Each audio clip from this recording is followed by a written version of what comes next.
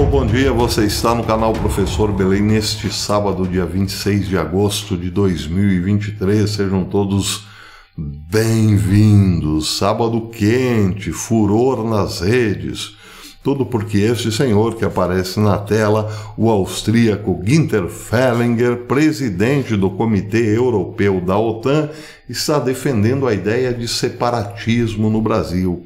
Ele quer separar o Brasil em 4 novos países. Tudo porque o Brasil está no BRICS e a União Europeia mais a OTAN, comandada por alguns países europeus, estão sim com muito medo desta aliança do Brasil com China, com Rússia e com Irã. Bem, quem levantou a lebre foi a revista Fórum, que trouxe a seguinte matéria ontem.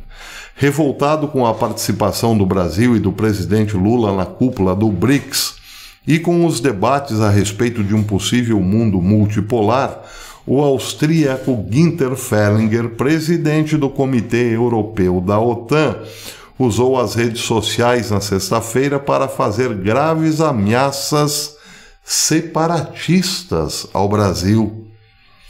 Em uma série de postagens em que tenta levantar a hashtag #EsBrasil, ele conclama os países da OTAN a desmantelar as nações hostis ao mundo livre, palavras dele, e postou uma série de mapas hipotéticos de um Brasil separado por novas fronteiras. Na sua concepção, os BRICS seriam uma espécie de ONU paralela, articulada para dar apoio a Vladimir Putin, que, segundo Günther Fehlinger, é o ditador que dá as cartas na Rússia. Ele disse literalmente o seguinte, postou de modo explícito a seguinte propaganda separatista. Faço o chamado para o desmantelamento de todos os inimigos que se juntam contra o mundo livre nos BRICS, a aliança hostil do genocida Vladimir Putin. Dessa forma, chamamos o desmantelamento do Brasil e convidaremos os novos estados do ex-Brasil a integrarem a OCDE, Organização para a Cooperação e Desenvolvimento Econômico, e a Área de Livre Comércio da União Europeia, escreveu Günther Fehlinger. A matéria do fórum diz também que, em outras postagens, Fehlinger, após a cúpula do BRICS, começou a acreditar que, ao invés de se colocar como uma liderança do mundo livre, o presidente Lula, segundo suas palavras, socialista e corrupto, estaria movendo o Brasil na direção da Rússia, China e Irã. As palavras acompanham o mapa de um suposto ex-Brasil dividido em 4 nações, como vocês estão vendo aí. A Amazônia, a Pedronia, Recife e, finalmente, aqui a região sul, que conservaria o nome Brasil. Então está aí os delírios do senhor Günther Fehlinger. Mas tem mais. Em uma terceira postagem, ele diz que tudo bem se o Brasil se manter uma república federativa nos moldes atuais, contanto que abandone o BRICS. Bem, essa ideia de separatismo do Brasil não é nova. Voltou à cena há poucos dias por conta de um discurso, eu penso, na minha opinião, um tanto quanto desastrado de um governador brasileiro. De um estado importante, talvez um dos mais importantes da federação. Mas o fato é que isso está ganhando força na Europa, porque sim, a Europa está com muito medo do BRICS. Na medida em que o BRICS se consolida, o efeito sanção econômica, que normalmente era imposto por Estados Unidos com colaboração de alguns países europeus, perderá totalmente o seu sentido, o seu efeito. Por quê? Vejam o caso do Irã, quando Donald Trump, logo depois que Donald Trump chegou ao poder, ou melhor, da metade em diante do seu governo, ele quis estrangular economicamente o Irã, por conta de algo que ele corretamente considerava um péssimo acordo nuclear feito entre o governo de Barack Hussein Obama e os ayatollahs iranianos, que permitiam que o Irã desenvolvesse o seu parque nuclear para fins bélicos, segundo Trump, e também concedia-lhe muito crédito para isso, sob o argumento de que estava investindo em renovação de energia para uso civil, etc. e tal. Trump batia na mesa e dizia: não, o Irã está, na verdade, planejando a construção de uma bomba atômica para destruir Israel. Portanto, é preciso estrangulá-lo. De que forma? Enviando soldados, mísseis, caças, bombardeios? Não. Estrangular o Irã economicamente, criando sanções econômicas. Acontece que as sanções econômicas pensadas por Trump só surtiriam efeito se todos os países europeus, os membros da OTAN, participassem do embargo. E aí, neste caso, a Alemanha, de Angela Merkel, fez questão de não entrar na onda e liberou uma série de depósitos bancários iranianos em bancos alemães durante o embargo econômico de Donald Trump. Aliás, desculpem a nossa falha, isso serviu de matéria para um artigo do American Thinker de 11 de julho de 2018. A manchete, ou melhor, o artigo do American Thinker dizia o seguinte: para o Washington Post, Trump está empenhado em destruir a OTAN. Preparem-se, disse um artigo do Washington Post. Preparem-se para a catástrofe. É porque o Post temia que a diplomacia do presidente Donald Trump beneficiasse o Vladimir Putin em detrimento dos interesses americanos e europeus. O presidente do Conselho Europeu, Donald Tusk, disse: querida América, aprecie os seus aliados, pois afinal você não tem muitos aliados. Estava se referindo especialmente à Alemanha.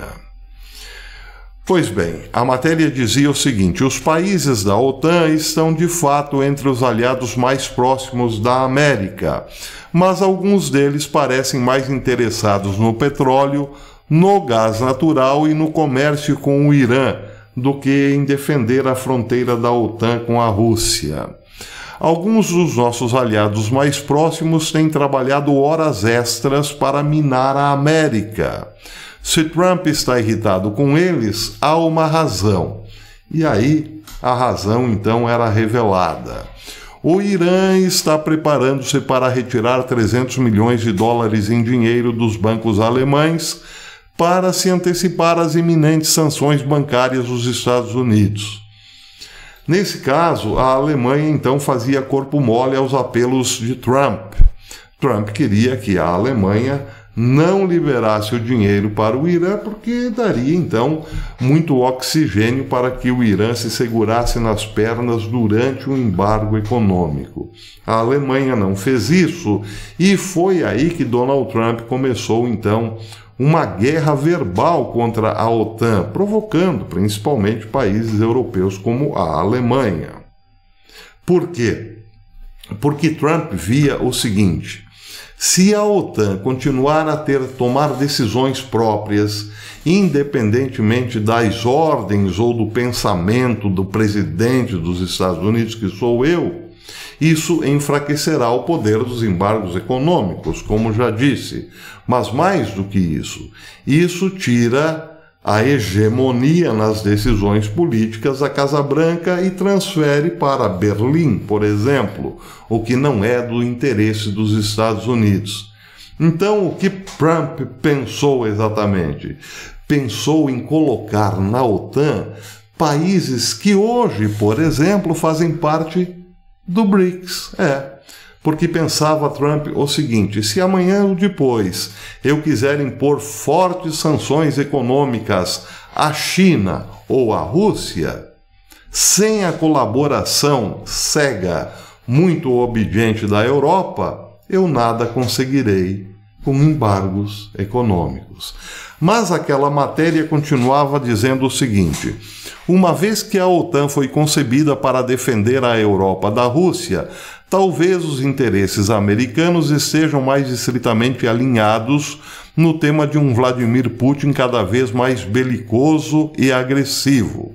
Daí porque então era preciso mexer com os brios da OTAN ou então colocar países diferentes dentro da própria OTAN. Ideias de Donald Trump. Bem, agora fazendo um corte para o dia 20 de março de 2019, o mesmo American Thinker publicava o seguinte artigo: o presidente Donald Trump realizou sua primeira conferência de imprensa conjunta com o incrível novo presidente conservador do Brasil, Jair Bolsonaro, e lançou a ideia bombástica de tornar o Brasil um membro de pleno direito da OTAN. Foi algo surpreendente, porque até agora a funcionalidade da relação Estados Unidos-Brasil sempre girou em torno de diversas disputas comerciais e agora da desintegração da Venezuela, que está situada entre os dois gigantes, Estados Unidos e Brasil. Fala-se agora, ou melhor, a fala de Trump agora é tornar o Brasil um membro da OTAN. E não precisa para Trump, não precisaria uma mera adesão associada como a Colômbia. Bastaria que, para Trump, o Brasil aceitasse, ainda que de modo não oficial, a receber todo o apoio da OTAN e participar da OTAN com, muito dinheiro e algum conhecimento em setores como aviação, por exemplo. Seria mais ou menos como aconteceu na Ucrânia de Zelensky, que não foi aceita formalmente na OTAN, mas estava numa colaboração quase que total com a OTAN, como se fosse um país membro, ao ponto de que, num determinado momento, Vladimir Putin resolveu acabar com a brincadeira. Seria mais ou menos essa a ideia de Donald Trump. O American Thinker disse que isso não teve muita repercussão na mídia, nem o presidente Bolsonaro, presidente brasileiro à época, mostrou-se, muito entusiasmado, temendo, diz o American Thinker, uma má repercussão política no Brasil em relação à adesão à OTAN. Por quê? Porque isso comprometeria, claro, as boas relações comerciais do Brasil com a China e também com a Rússia, porque mostrou-se muito necessária durante a pandemia a relação comercial, principalmente em insumos, como de fato aconteceu. Bolsonaro foi à Rússia e liberou, junto a Vladimir Putin, a importação ou a exportação por parte dos russos de insumos para a nossa agricultura. Todos nós já conhecemos esse capítulo da história. Mas o fato é que Donald Trump já demonstrava esse interesse. Vamos criar um bloco um pouco diferente. Já que a OTAN não faz tudo o que eu quero, eu vou colocar gente diferente na OTAN, fortalecer as minhas ideias em detrimento das ideias de países como a Alemanha. Bem, seja como for, a Alemanha estava de bronca com Donald Trump e não fez nada do que Trump queria. Pelo contrário, países como a França, por exemplo, começaram a fustigar ainda mais o Brasil com a história das girafas e dos gnomos que queimavam na floresta amazônica por conta do malvadão que ocupava o Palácio do Planalto. Também esse é um capítulo da história bastante conhecido. Seja como for, as ideias de Donald Trump tinham sim muita relevância à época, porque o Brasil, de fato, acabou ingressando no BRICS, o BRICS acabou se tornando uma realidade, como a própria Europa está reconhecendo agora, só que agora é tarde. Bem, ninguém sabe se o Brasil entraria ou não na OTAN. O que se sabe é que Trump pensava nisso. Pensava em criar um bloco muito maior do que o bloco atual, liderado por Estados Unidos e Europa. Ele já pensava assim em colocar países como o Brasil neste bloco e também fazer com que países hostis como o Irã se tornassem mais dóceis. Nada disso aconteceu. O que acontece agora é que a Rússia sobreviveu aos grandes embargos econômicos e está também sobrevivendo ao envio de equipamento militar sofisticado do Ocidente para a Ucrânia. E não só está sobrevivendo, como parece dando uma volta por cima, já que tem ao seu lado outro gigante, a China. E agora, com o Brasil, bem, justifica-se o desespero, de gente como este senhor que vocês estão vendo, Günther Fehlinger. Eles tentarão de tudo enfraquecer o Brasil, desmantelar o Brasil, com o argumento de que Lula é socialista e corrupto. No momento, esse é um argumento fraco, porque brasileiro nenhum desejará ver o seu país desmantelado, cortado, seccionado e assim por diante. Pelo menos é isso que eu penso. Mas eles estão aí fazendo propaganda nesse sentido. Desespero mesmo, bateu o desespero. E aí? Qual o desenrolar dessa história? Aguardem cena dos próximos capítulos.